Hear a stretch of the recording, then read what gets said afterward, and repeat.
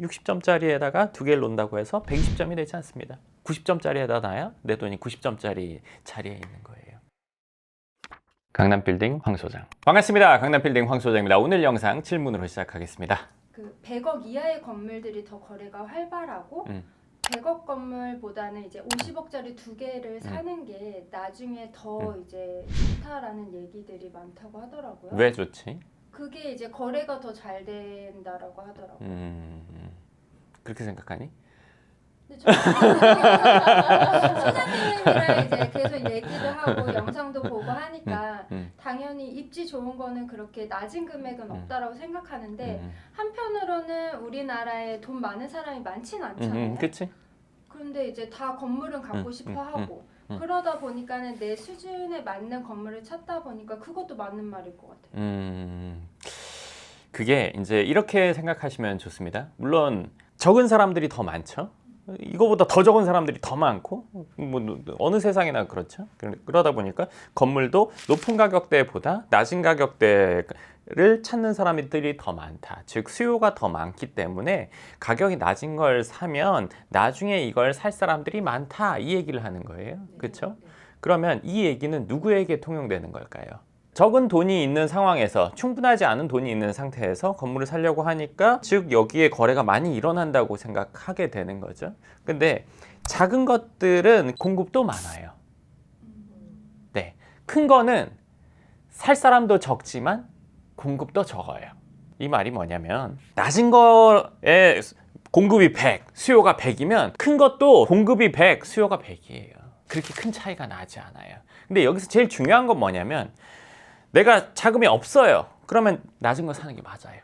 근데 그것도 사실은 더 깊게 들여다봐야 돼요. 뭐냐면 이걸 사는 게 맞는지 아니면 집을 키워가는 게 맞는지 아니면 뭐 다른 투자를 하는 게 맞는지 그건 따져봐야 돼요. 근데 그걸 다 따져봤어도 건물 사는 게 맞다 그러면 내 금액 한도 내에서 살 수 있는 걸 사는 게 맞죠. 그러니까 이거를 좀 오해를 하면 안 돼요. 뭐냐면 예를 들어서 50억짜리를 살 수밖에 없는 사람이에요. 그럼 50억짜리 사야 돼요.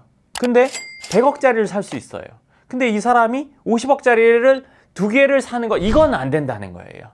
왜냐하면 50억짜리가 제일 좋은 자리, 맥시멈으로 제일 좋은 자리 끝이 있을 거 아니에요. 그렇죠? 얘가 아무리 좋아도 100억짜리 중간치보다는 위치가 못할 거 아니에요. 그렇죠?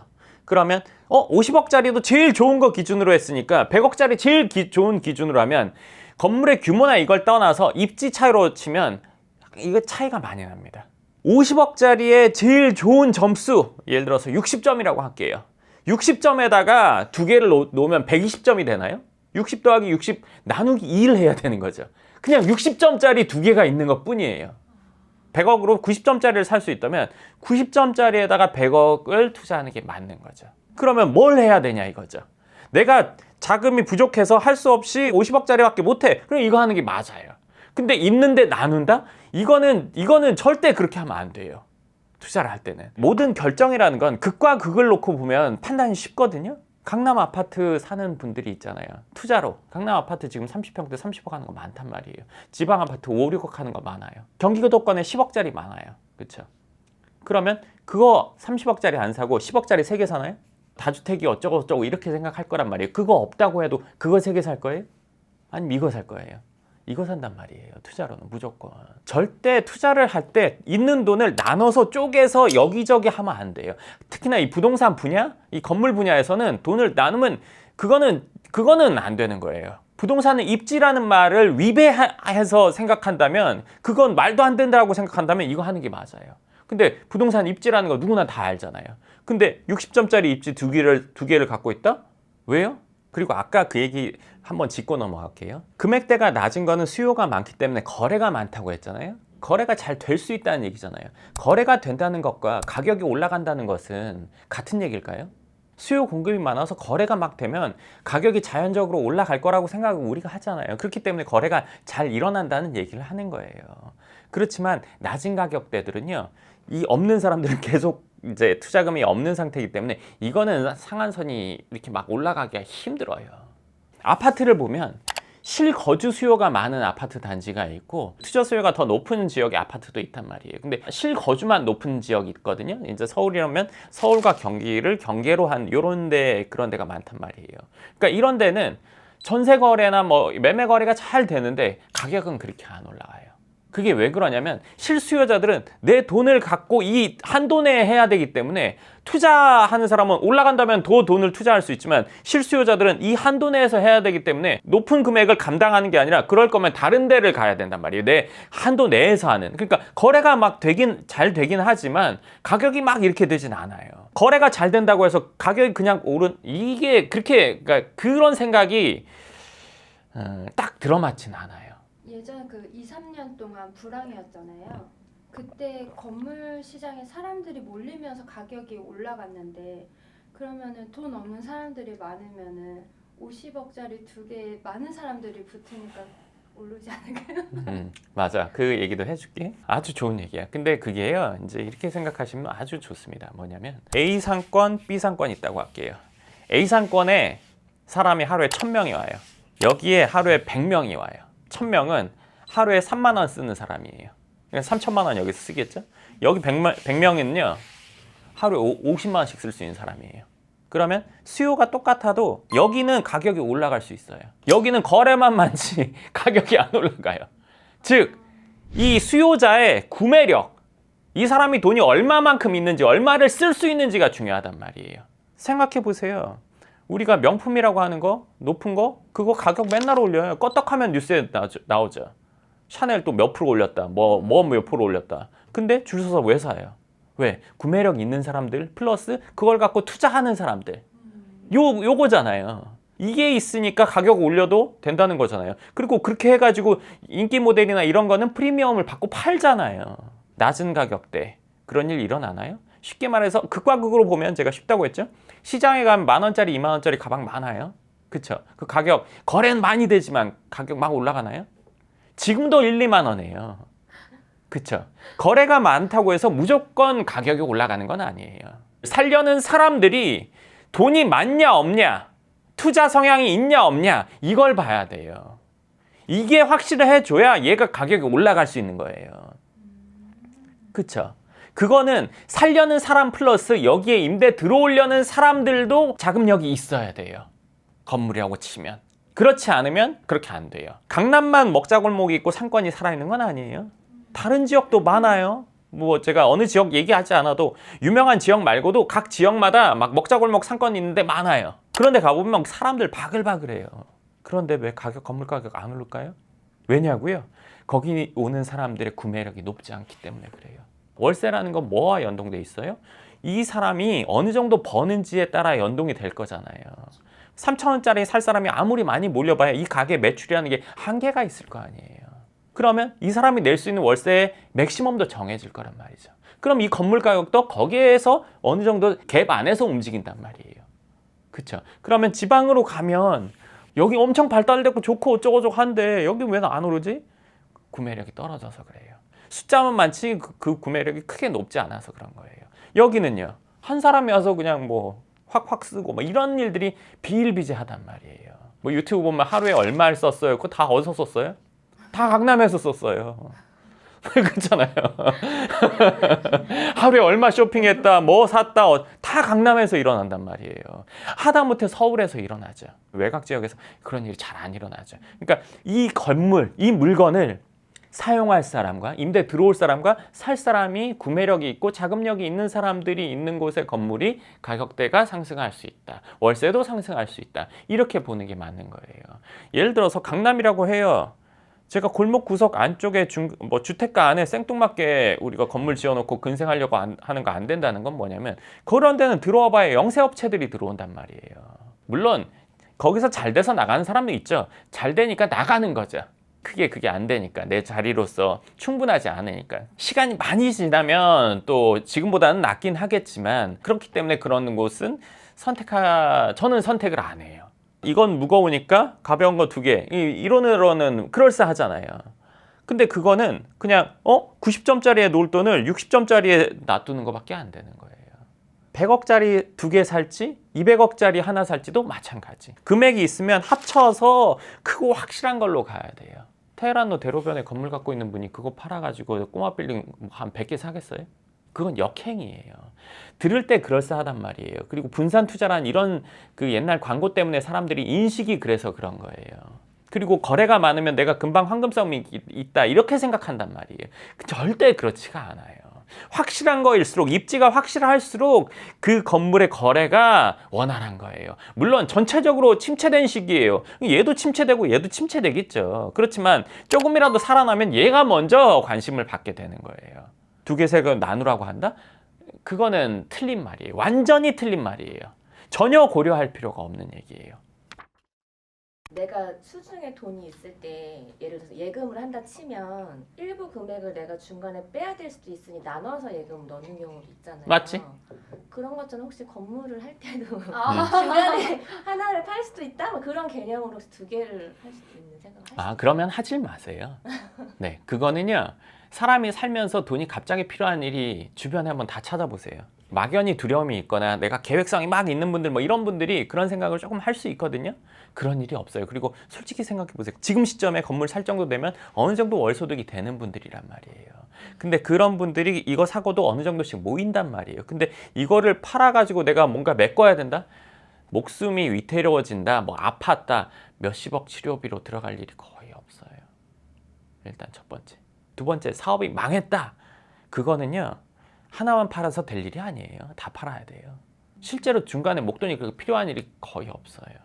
건물을 팔아서 막아야 될 정도는요. 이미 망한 거예요. 그러더라도 2개보다는요. 확실한 거 하나 사서요. 얘 팔아서 일부 쓰고 이걸로 다시 하나 사는 게 더 나아요. 근데 2개니까 하나 파는 게 더 쉽지, 낮은 거 파는 게 더 쉽지, 위에 거보다는 이렇게 생각할 수 있어요. 올해 또 테헤란로에 있는 거 몇천억짜리가 2-3개인가 팔렸거든요. 이것도요. 위치 바보 같고 가격 뭐 말도 안 되게 내놓으면요. 그냥 계속 적체되어 있는 것뿐이에요. 네, 이것도 가격 위치 좋은데 가격 조금만 조정이 되거나 아니면 누군가가 사고 싶어하면 이건 바로 팔릴 수도 있어요. 그러니까 위치가 우선인 거지 개수가 우선이 돼서는 그거는 절대 안 돼요. 옷장 열어보면 입을 옷이 없잖아요. 왜요? 왜? 일주일 내에 산 옷이 없으면 그래요. 그리고 작년에 입었는데 올해도 입을 만한 옷 뭐예요? 작년에 비싸게 주고 산 옷. 작년에 내가 살까 말까 고민했는데 비싼 걸 샀어요. 그럼 그거는 올해도 입을 수 있어요. 근데 그 외의 것들은요. 입을 게 없어 이렇게 되잖아요. 그쵸? 옷 사는 것과 똑같이 건물 투자 마찬가지예요. 웃길 수 있겠지만 진짜 그래요.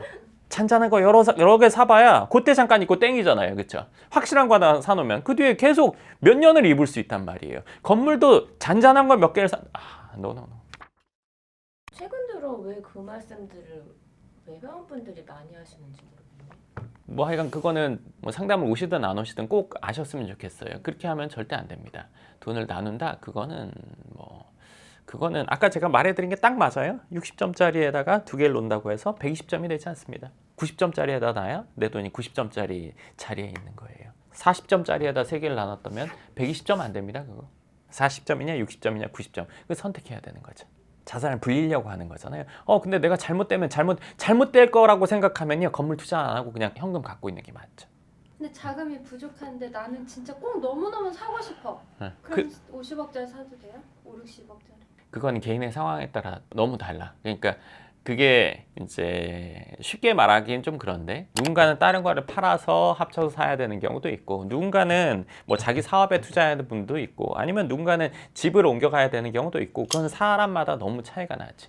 근데 다 했는데 무조건 사야 돼. 그럼 사야지. 그러면 사되 그 위치를 아주 잘 봐서 해야지.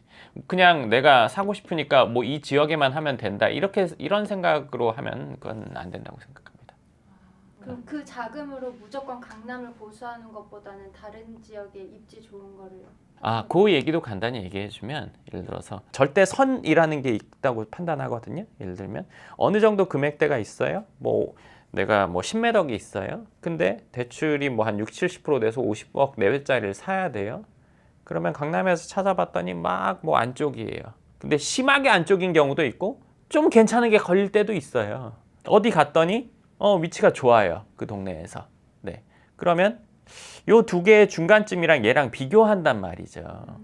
그쵸? 비교한단 말이에요. 근데 사람이 건물을 볼 때 강남 봤어요? 그러면 갑자기 동두천이나 아니면 뭐 영등포나 이런 데 보지 않습니다. 성수 봤어요? 한남 봤어요? 홍대 봤어요? 이렇게 봐요. 요 네 개가 차이가 있던가요? 차이가 거의 없습니다. 네. 그 금액대에서요, 이 위치나 크기가 별 차이가 안 납니다. 근데 강남은 역에서 멀어지면 다음 역, 이 역에서 멀어지면 다음 역이 나오기 때문에 가격 자체에 낮은 가격대가 없는 거예요. 근데 아까 말한 이런 데는 멀어지면 엉뚱한 입지들이 나오기 때문에 낮은 가격대들이 있는 거죠. 그럼 그런 데 가서 일단 봤어요. 그런 데 가서도 좋은 위치는 없어요. 그러다가 여기 네 군데 빼고 아예 다른 지역을 가서 보게 되는 거죠. 그럼 거기는 좀 대로변으로 나왔어요. 아니면 도로 앞에 붙어 있어요. 이렇게 되는 거죠. 한 단계 한 단계 한 단계 낮아지면서 지역을 보게 된단 말이에요. 그러면 이제 여기까지 갔다는 거는 엄청 많이 알아봤다는 거예요. 네, 건물을 이미 많이 봤다는 거죠. 여기랑 비교하면 그래도 도로가 낫지 이렇게 생각할 수 있어요. 근데 이거는 인서울대학교에서 중위권과 지방대에서의 상위권 비교하는 것과 비슷해요. 그럼 소장님 그 입지 8버치 책에 부합한 지방보다 그래도 서울이 낫다. 당연하지. 그거는. 아니 우리 애를 학교를 간다면 인서울에 있는 학교를 보내겠어? 아니면 지방권에서 상위권에 있는 학교를 보내겠어? 의대면 지방. 아니 그거는 이제 그렇게 말하면은 뭐 말하지 말라는 거잖아. 같은 의대면. 같은 의대면 그건 그렇게 나오는 거잖아. 그러니까 이 지역 내에서의 입지의 우위를 보는 것도 물론 중요하지만 그 지역 내에서 꼭 사야 된다면, 근데 지역 간의 격차를 보는 것도 중요하다는 거지. 이거 간의 선을 정확히 우리가 판단할 수 있는 선이라는 걸 본인이 알고 있다면 이걸 해도 돼. 대부분이 그렇지 않기 때문에 그거는 누군가에게 물어봐야 되지. 알고 있는 사람에게, 예를 들어서 나 같은 사람들, 그럼 물어봤을 때 그 판단은 적어도 받아봐야 되는 거지. 무조건 여기가 도로가 좋으니까 그래도 낫지 않냐, 이런 얘기는 지역 간의 격차를 생각하지 않아 버리면은 그거는 의미가 없어지지. 그럼 다 지방 가서 사는 게 맞지. 그 집에서 억울해. 아까 얘기로 돌아가서 했던 얘기 있죠. 살려는 사람, 들어오려는 사람의 구매력, 자금력이 중요하다. 그럼 그런 사람들이 어디 있냐? 어느 지방에도 부자 많아, 어디에도 부자 많아. 서울보다 많지는 않잖아요. 인구 차이가 한참 나잖아요. 일단은 거기에 이제 몇 분이 그럴 수는 있지만 비율상 비교가 안 되잖아요. 네, 그러면 어디에 해야 되는지는 우리가 알고 있는 거잖아요. 강남빌딩 황 소장. 네, 좋습니다. 오늘 이 얘기는 당연히 모두가 알고 있지 않나 생각했는데 몇 번 듣다 보니까 그래도 한번 얘기해드리면 좋을 것 같다는 생각에 이야기를 하게 됐습니다. 좋습니다. 그럼 오늘 영상 여기까지 하고 또 다음 영상에서 뵙겠습니다. 감사합니다. 이해가 딱 되지? 네. 예시가 구매력. 전 대학교 예시 딱 쓰는 거.